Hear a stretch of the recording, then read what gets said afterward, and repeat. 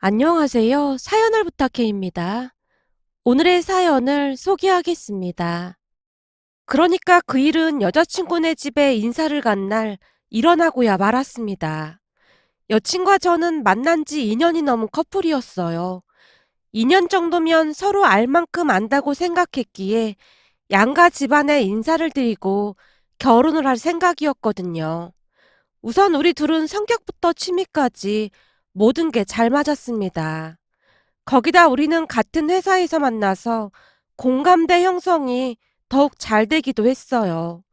지구상에 이런 사람이 또 있을까 싶을 정도로 잘 맞는 그런 커플이었습니다. 한마디로 우리는 천생연분이라고 해도 과언이 아니었어요. 실제로 한 사주가에게 궁합을 본 적이 있었는데 그 사주가 말로는 이보다 더 좋은 궁합은 없다고 할 정도였거든요. 그렇듯 우리는 100년에 한 번 나올까 말까한 궁합을 가진 커플이었습니다. 물론 양가에서도 환영하는 분위기였고요. 여친이 우리 집에 인사를 왔을 때 가족 모두가 100점 만점이라고 할 정도로 칭찬이 자자하기도 했으니까요. 그런데 문제는 제가 여친 집에 인사를 드리러 가면서 시작이 되었는데요. 첫 인사였기에 너무나 긴장을 한 나머지 처음에는 여친 가족들 얼굴을 자세히 확인하지 못했어요. 그냥 얼핏 보는 정도였다고 해야 할까요? 그렇게 잠시 후 여친 부모님께 허리 숙여 인사를 드리고 고개를 들던 순간 여친 아버지의 얼굴을 보며 어딘지 모르게 낯이 많이 익어 보인다는 생각을 하고 있었는데요. 여친 아버지 또한 제가 낯설지 않은 모양으로 고개를 갸우뚱거리고 있었습니다. 그러다가는 여친 아버지가 제게 이름을 물었어요. 자네 이름이 어떻게 된다고 했지? 네? 제 이름은 남궁준입니다. 제가 또박또박 이름을 말하고 있었는데요. 아무래도 제 성이 조금 특이한 편이라 이름을 말할 때 또박또박 말하는 게 습관이 되어 있었거든요. 그런데 제가 이름을 말하자마자 여친 아버지가 새하얗게 질린 얼굴로 저를 빤히 바라보고 있는 게 아니겠습니까? 그때까지도 저는 이게 무슨 일인가 싶어 어리둥절해 있었는데요. 잠시 후 그 이유를 저도 알게 되었고 제 입에서 한마디가 튀어나왔어요. 혹시 김 부장님? 그래, 이제야 기억이 나는가 보네. 안녕하셨어요. 그때 당시 저는 제정신이 아니었는데요. 하필이면 그분을 여친 아버지로 만나게 될 줄 누가 알았겠습니까? 그렇게 잠시 동안 여친 아버지와 제 사이에 적막감만이 흐르고 있었는데요. 그 순간 여친이 분위기를 감지한 듯 물었어요. 왜? 혹시 둘이 아는 사이인 거야? 어떻게 아는데? 그러게. 알고 보니 우리가 아는 사이구나. 여친 아버지가 당황스러운 듯 대답을 했는데요. 여친 가족들이 놀란 표정으로 우리를 번갈아 가며 바라보고 있었어요. 그러면서 예전의 기억들이 주마등처럼 스치고 지나갔습니다. 사실 여친 아버지와 저는 한 회사에서 근무를 했습니다. 대학을 졸업하자마자 나름 중견기업에 입사를 하게 되어 가족들이 다들 축하해줬어요.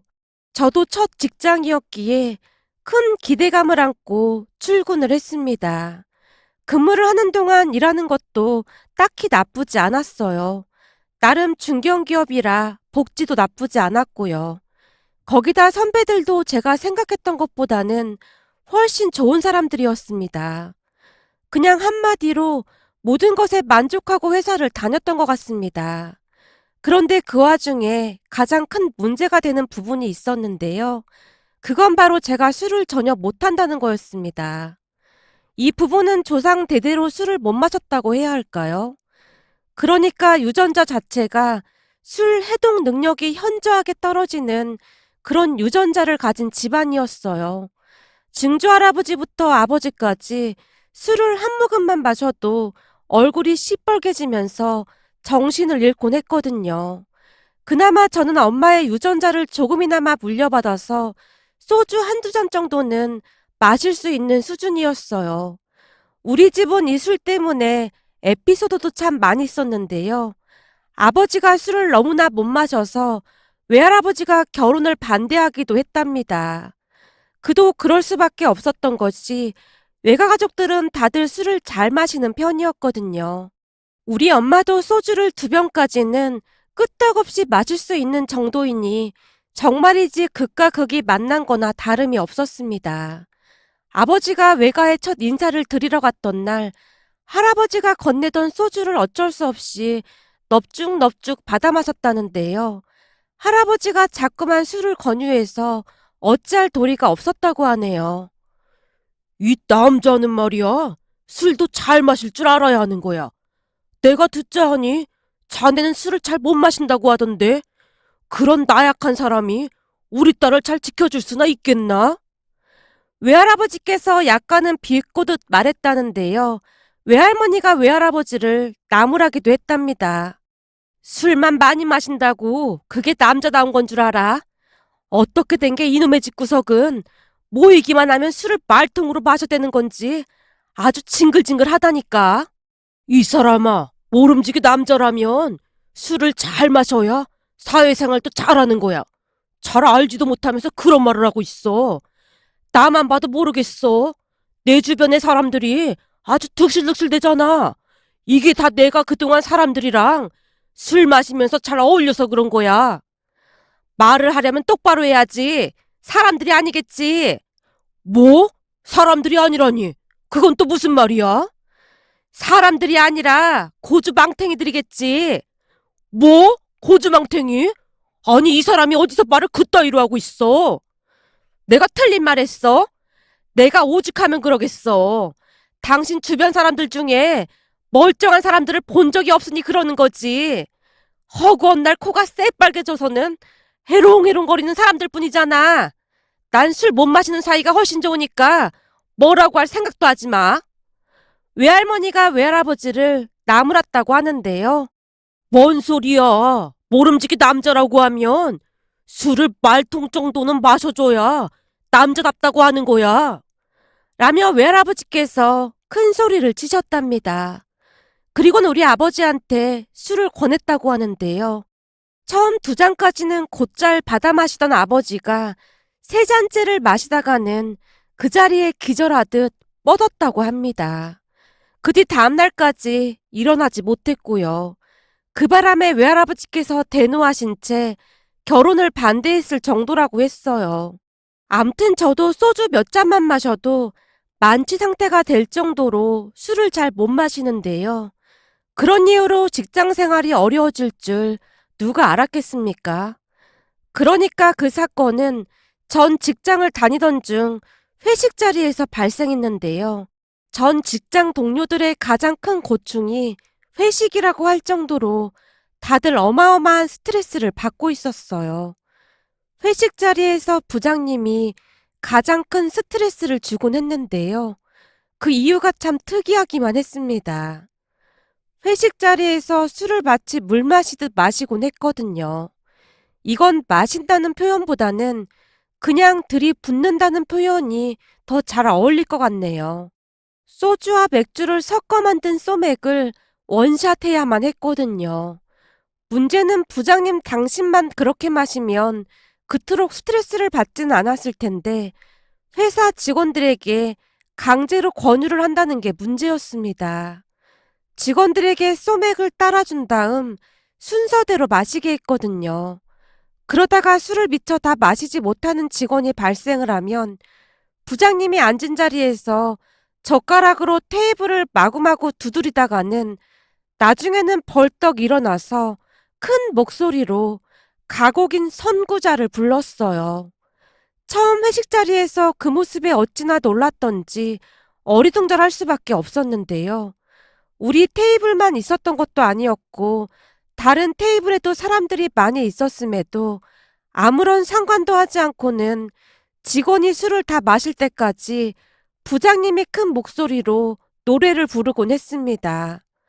부장님이 한두 번 그랬던 것이 아니었던지라 회식 자리에서 부장님이 벌떡 일어나기만 하면 직원들이 다들 안절부절 못하고 있었고요. 이 부분에서 진짜 신기했던 것이 있었는데요. 부장님이 그토록 큰 소리로 선구자를 불렀다고 하는데 그동안 단 한 번도 큰 문제가 일어나지 않았다고 하네요. 암튼 원샷을 하지 않으면 부장님이 자리에서 일어나서 가곡을 부르곤 했으니 제 입장에서는 보통 불편한 일이 아니었어요. 더군다나 저는 술을 잘 못 마시는 사람이었기에 시간이 가면 갈수록 그 스트레스가 극에 달했고요. 그도 그럴 수밖에 없었던 것이 저는 회식을 하기만 하면 동료 직원 등에 업힌 채 택시를 타고 집으로 가야만 했거든요.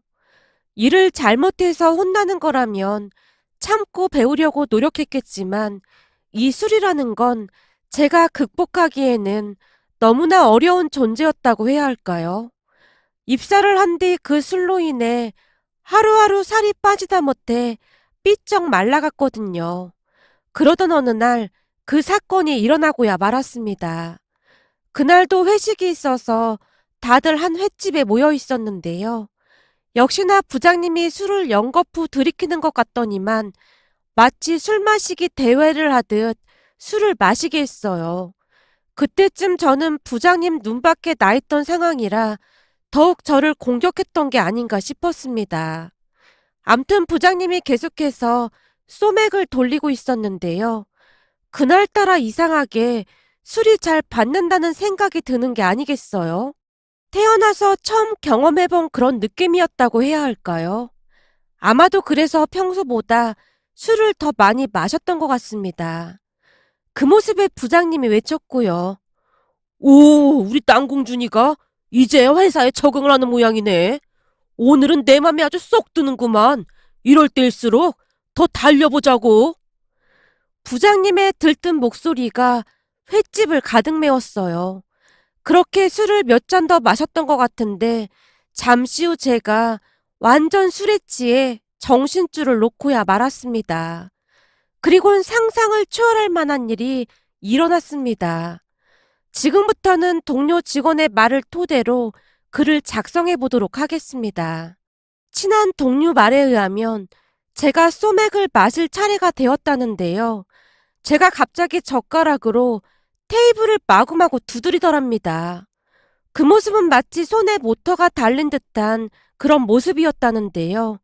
제가 한 몇십 초가량을 테이블을 막 두드려대더니 갑자기 자리에서 벌떡 일어나더니만 한 손에는 미역 줄거리를 움켜쥐고 또 한 손으로는 소주병을 꽉 쥐고는 부장님한테로 성큼성큼 다가갔다고 합니다. 그때 제 모습은 좀비와 별반 다름이 없어 보였다는데요. 눈에 초점이 없는 상태로 눈이 퀭하게 풀려 있었다고 했으니까요. 그렇게 좀비처럼 퀭한 상태로 부장님께 다가가서는 말을 했다네요.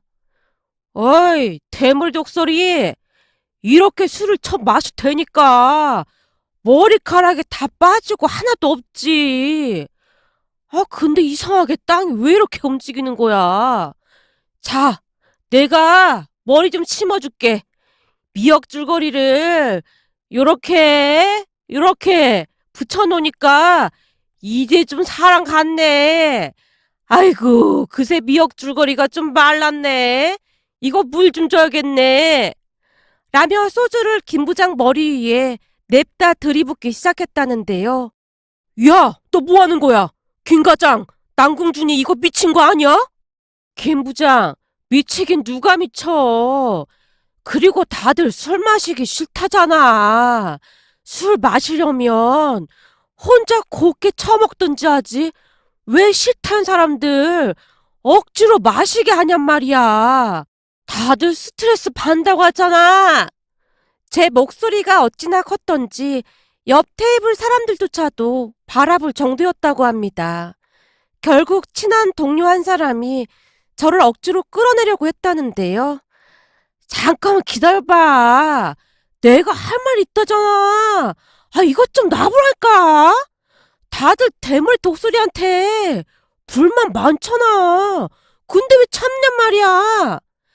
그렇게 고래고래 소리를 지르다가는 끌려 나오다시피 했다네요.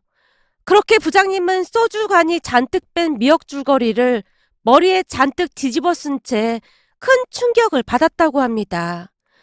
결국 그날 회식은 초토화가 됐고 다들 슬금슬금 일어나서는 꽁지 빠지게 그곳을 빠져나갔다네요. 살면서 그런 일은 처음 겪었던 모양으로 부장님도 심각한 표정으로 택시를 잡아 타고 집으로 돌아갔다고 하고요. 그렇게 다음날이 토요일이었기에 제가 한나절 자고 일어났는데요. 여기저기서 전화가 수십 통이나 걸려와 있었어요. 하지만 저는 전날 기억이 전혀 나지 않았기에 무슨 일인가 싶어 친한 동료에게 전화를 걸었는데요. 남궁준, 너 진짜 멋지더라. 어떻게 그런 말을 그렇게나 잘할 수가 있냐? 아니, 그게 무슨 말이야. 혹시 어젯밤에 무슨 일 있었던 거야? 너 설마 기억 하나도 안 나는 거야? 너 어제 완전 장난 아니었어. 부장님 머리에 미역 줄거리를 붙이는데, 와, 진짜 눈 뜨고는 못 보겠더라. 그 순간 내가 눈을 질끈 감았을 정도였다니까. 뭐? 부장님 머리에 뭘 붙여? 내가? 너 지금 장난하는 거지? 내가 왜 장난을 해? 진짜야. 거기다 미역 줄거리 마른다고 부장님 머리에 소주를 아주 그냥 콸콸콸 부어버리는데 활용 점점을 찍었다니까? 뭐? 부장님 머리에 소주를? 내가? 제발 부탁이니까 네가 한 말 다 거짓말이라고 말 좀 해줘. 내가 그때 필름이 끊겼다고 너 지금 뻥치는 거지? 그런 거지? 나 놀리려고 그러는 거지? 놀리긴 왜 놀리냐? 근데 네 덕분에 선배들 다들 신났다? 그건 또 무슨 말이야? 신이 나다니. 아니 그렇잖아. 그동안 다들 눈치만 보면서 한마디도 못하고 참기만 했는데 네가 사이다를 날려줘서 선배들이 너한테 감사장이라도 줘야 한다고 난리도 아니야. 어제 부장님이 얼마나 큰 충격을 받으셨던지 머리에 붙은 미역 줄거리를 떼지도 않고 조용히 나가셨다니까? 뭐? 그럼 지금까지 네가 한 말이 다 사실이란 말이야? 그런 거야? 와, 나 이제 회사 어떻게 다니냐? 진짜 미치겠다. 야, 취해서 그런 걸 뭐 어떻게 하겠냐? 이럴 때는 그냥 눈 딱 감고 모른 척하고 그냥 다니는 거야. 그래도 선배들은 다들 널 영웅으로 생각하니까 부장님만 좀 피해 다니면 되지 않겠냐? 동기가 최대한 위로를 하기 위해 노력하는 모습이었는데요. 그때 당시에는 어떠한 말도 위로가 되지 않았습니다. 됐다. 지금 어떤 말도 위로가 안 되니까 그만해라. 진짜 미쳐도 단단히 미쳤네. 어떻게 미역줄거리를 부장님 머리에다 그렇게 할 수가 있어? 거기다 소주까지 부었다니. 야, 전화 끊어라. 나 말이야. 이직 준비해야겠다. 이직은 뭔 놈의 이직이야. 그냥 철판 깔고 다니면 되는 거지. 네가 뭔 죄냐? 그 술이 죄지. 동료가 계속해서 저를 위로하려고 하고 있었지만 저는 이직을 결심할 수밖에 없었습니다. 그렇잖아요. 그냥 술주정을 조금 한 게 아니라 그 난리법석을 피웠는데 어떻게 회사를 다닐 수가 있겠어요. 결국 저는 이직 자리를 알아보기 시작했고 회사에는 사표를 내겠다고 통보를 했는데요. 이미 제 소문이 회사에 쫙 퍼진 상황이었기에 다들 놀라지도 않는 분위기였어요. 그리고 그 소식을 전해 들은 것인지 부장님이 저를 따로 불렀어요. 저기, 나 때문에 사표 낸 거라면 난 괜찮으니까 그냥 다니라고. 아닙니다. 정말 죄송합니다. 제가 잠시 정신이 나갔었나 봅니다. 뭐라 드릴 말씀이 없습니다. 아니야. 내가 들어보니 남궁준 자네뿐만 아니라 다른 사람들도 다들 그동안 나 때문에 스트레스가 어마어마했다고 하더구만. 내가 잘못한 게 맞지 뭐. 부장님이 공허한 눈으로 저를 바라보고 있었는데요. 그때 당시 저는 부장님과 눈을 마주치는 것 자체가 여간 고역이 아닐 수가 없었어요. 그렇게 저는 그 회사를 그만두고 몇 달 이직 준비를 해서 지금의 회사로 이직을 했습니다. 그런데 그날 여친 집에서 전 회사 부장님을 여친 아버지로 만나게 될 줄 누가 상상이나 했겠습니까? 너무나 놀란 나머지 입이 다물어지지 않을 정도였어요. 그 모습에 여친이 놀라서 물었어요. 왜? 둘이 어떻게 아는 사이인데 그래? 대체 무슨 일인데 둘 다 표정이 그래? 제발 말 좀 해봐. 불안하게 왜 그래? 여친 아버지도 놀라긴 놀랐던 모양으로 계속해서 여친이 추궁하자 결국 어렵게 입을 뗐는데요. 저기, 그때 그 미역 줄거리 그 직원이야. 여친 아버지의 말에 여친 엄마가 더욱 놀란 표정으로 외쳤어요. 뭐? 당신 머리에 미역 줄거리 붙이고 소주 부은 그 직원? 오, 맞아. 바로 그 친구야. 여친 아버지가 힘없이 말하고 있었는데요. 저는 그때 이미 이 결혼은 물 건너갔구나라는 확신마저 들기 시작했습니다. 그렇잖아요. 다른 사람도 아니고 감히 예비 장인어른께 대머리 독수리라며 놀리고 머리를 그 지경으로 만들어놨으니 어떤 부모가 허락을 하겠습니까? 정말 죄송합니다. 제가 잘못 찾아온 것 같습니다. 결국 제가 체념한 듯 조용히 말했는데요. 제 말에 여친 어머니가 제 손을 급히 붙잡는 게 아니겠어요. 그리고는 마치 생명의 은인이라도 만난 듯 말을 했어요. 잘못 찾아오다니 그게 무슨 말이에요. 아주 잘 찾아왔구만. 세상에 어쩜 이런 인연이 다 있을까나. 내가 남궁준 씨한테 얼마나 고마워하고 있는 줄 모르죠? 네? 그게 무슨 말씀이세요? 말 그대로예요. 남궁준 씨한테 진짜 많이 감사하고 있어요. 그때 이후 우리 남편이 큰 충격을 받았던지 한동안 말 수도 없고 그랬는데 나중에는 아예 술을 딱 끊다시피 했지 뭐예요. 네? 부장님이 술을 끊으셨단 말입니까? 그렇다니까요. 그때 그 일 겪고 충격을 진짜 많이 받아서 얼마 뒤 바로 술을 끊었어요. 우리가 그렇게 술 좀 그만 마시라고 해도 들은 척도 안 하더니만 지금은 완전히 술도 끊고 건강도 많이 좋아졌어요. 이러니 우리가 인연이 아니면 누가 인연이겠어요? 라며 여친 어머니가 기가 막힌 이야기를 했는데요. 자세히 들어보니 여친 아버지가 그때 충격으로 인해 그렇게 마셔대던 술을 완전히 끊었다고 합니다. 사실 그동안 병원에서도 술을 더 마시면 위험하다고 몇 번이나 경고를 했다고 하네요. 가족들 모두 그 부분에 대해 많이 고마워하고 있었고요. 여친이 놀란 듯 제게 물었어요. 자기 그동안 전 회사가 어떤 회사인지 왜 말 안 해준 거야? 그걸 어떻게 말해. 괜시리 소문이라도 날까봐 그냥 입 꽉 다물고 있었던 것 뿐이야. 근데 이렇게 만나 뵙게 될 줄은 진짜 몰랐어. 제가 고개를 푹 숙였는데요. 그 순간 여친 어머니가 다시 말했어요. 이제 보니 우리 사위가 되려고 그랬나 보네. 세상에나 무슨 이런 인연이 다 있어. 난 무조건 합격이야. 당장 어머님 아버님께 이 기쁜 소식을 전해야겠네. 라며 여친 어머니가 어딘가로 전화를 하고 있었어요. 그리고 여친 아버지가 민망한 듯 제게 말했고요. 저기, 내가 반대할 그런 입장도 아니니까 나도 찬성이긴 한데 자네 말일세. 앞으로 두 번 다시 나한테 대머리 독수리라든지 그런 말은 하면 안 되네. 나 그때 진짜 상처받았단 말이야. 그리고 내가 미역국을 엄청 좋아하는데 난 요즘 미역에는 손도 안 대고 있어. 그러니까 그것만 약속해주게나. 아버님, 정말 죄송했습니다.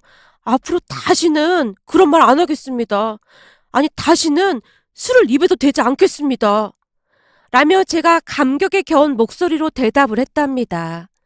그렇게 우리는 몇 달 뒤 결혼을 하게 되었습니다.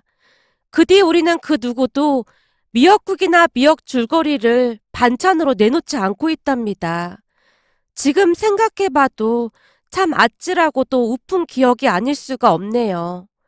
며칠 전 직원 식당에 반찬으로 미역 줄거리가 나온 걸 보며 그때의 아찔했던 기억이 스치고 지나갔는데요. 이런 기가 막힌 사연도 있을까 싶어 이렇게 글 작성해 봅니다. 오늘의 사연은 여기까지였습니다. 즐겁게 보셨다면 구독, 좋아요 부탁드립니다.